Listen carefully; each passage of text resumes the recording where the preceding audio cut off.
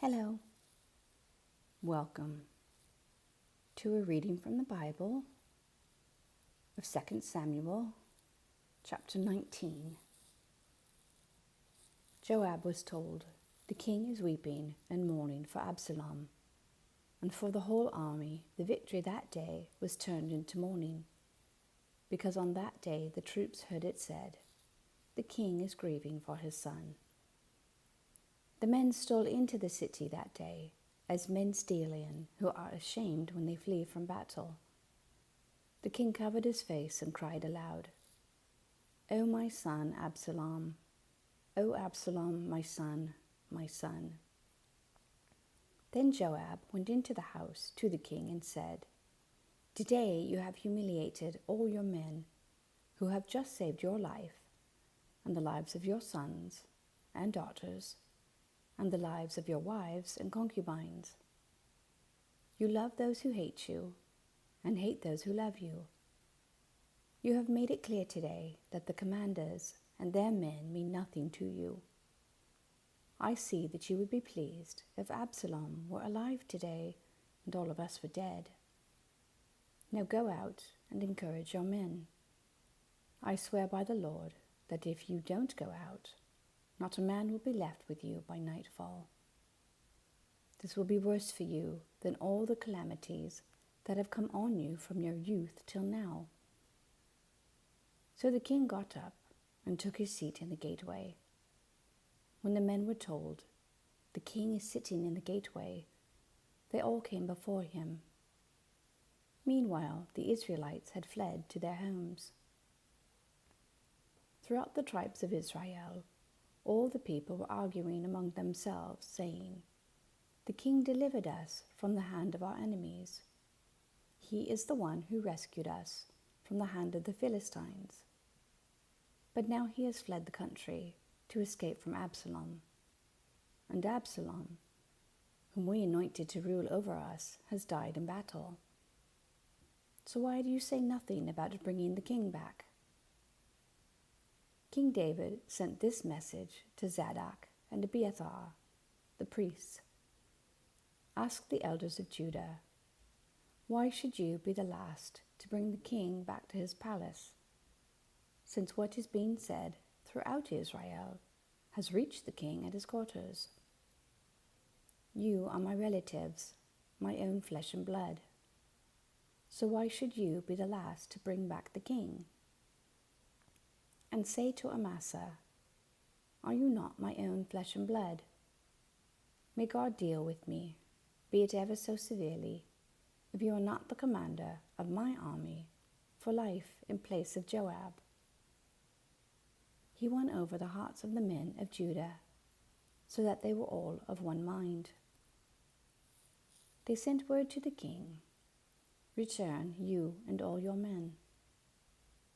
Then the king returned and went as far as the Jordan. Now the men of Judah had come to Gilgal to go out and meet the king and bring him across the Jordan. Shimei, son of Gera, the Benjamite from Bahurim, hurried down with the men of Judah to meet King David.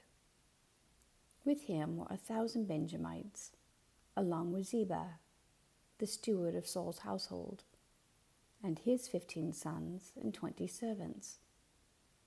They rushed to the Jordan where the king was.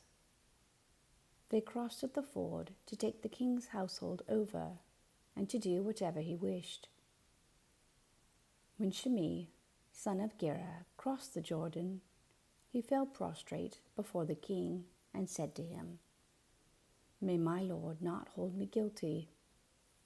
Do not remember how your servant did wrong on the day my lord, the king, left Jerusalem. May the king put it out of his mind. For I, your servant, know that I have sinned.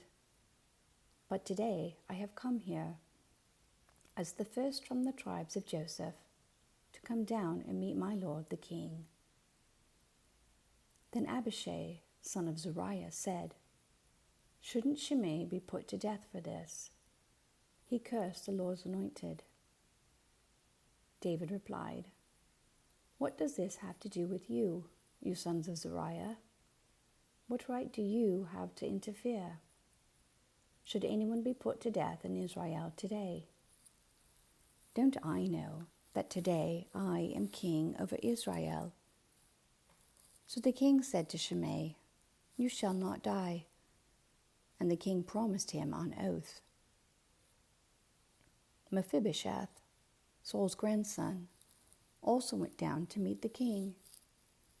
He had not taken care of his feet, or trimmed his mustache, or washed his clothes, from the day the king left until the day he returned safely.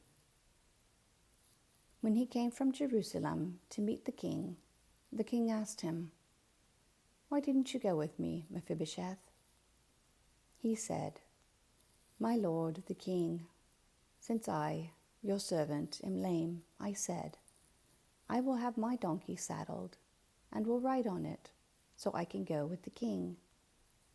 But Ziba, my servant, betrayed me, and he has slandered your servant to my lord the king. My lord the king is like an angel of God, so do whatever you wish. All my grandfather's descendants deserved nothing but death from my lord the king. But you gave your servant a place among those who eat at your table. So what right do I have to make any more appeals to the king? The king said to him, Why say more? I order you and Ziba to divide the land. Mephibosheth said to the king, Let him take everything, now that my lord the king has returned home safely. Barzillai the Gileadite also came down from Rogelim to cross the Jordan with the king, and to send him on his way from there. Now Barzillai was very old, 80 years of age. He had provided for the king during his stay in Mahanaim, for he was a very wealthy man. The king said to Barzillai, Cross over with me and stay with me in Jerusalem, and I will provide for you. But Barzillai answered the king, How many more years will I live, that I should go up to Jerusalem with the king? I am now 80 years old. Can I tell the difference between what is enjoyable and what is not? Can your servant taste what he eats and drinks? Can I still hear the voices of male and female singers? Why should your servant be an added burden to my lord the king? Your servant will cross over the Jordan with the king for a short distance, but why should the king reward me in this way? Let your servant return, that I may die in my own town, near the tomb of my father and mother. But here is your servant Kimham. Let him cross over with my lord the king. Do for him whatever you wish. The king said, Kimham shall cross over with me, and I will do for him whatever you wish, and anything you desire from me I will do for you. So all the people crossed the Jordan, and then the king crossed over. The king kissed Barzillai and bid him farewell, and Barzillai returned to his home. When the king crossed over to Gilgal, Kimham crossed with him.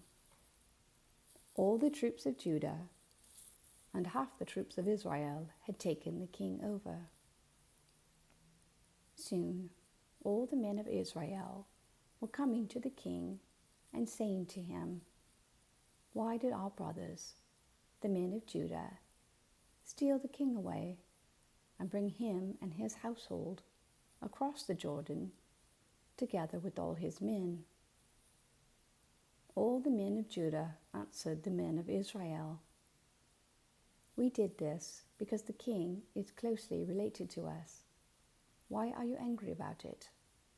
Have we eaten any of the king's provisions? Have we taken anything for ourselves? Then the men of Israel answered the men of Judah, We have 10 shares in the king, so we have a greater claim on David than you have. Why then do you treat us with contempt? Weren't we the first to speak of bringing back our king? But the men of Judah press their claims even more forcefully than the men of Israel. Amen. Thank you for listening.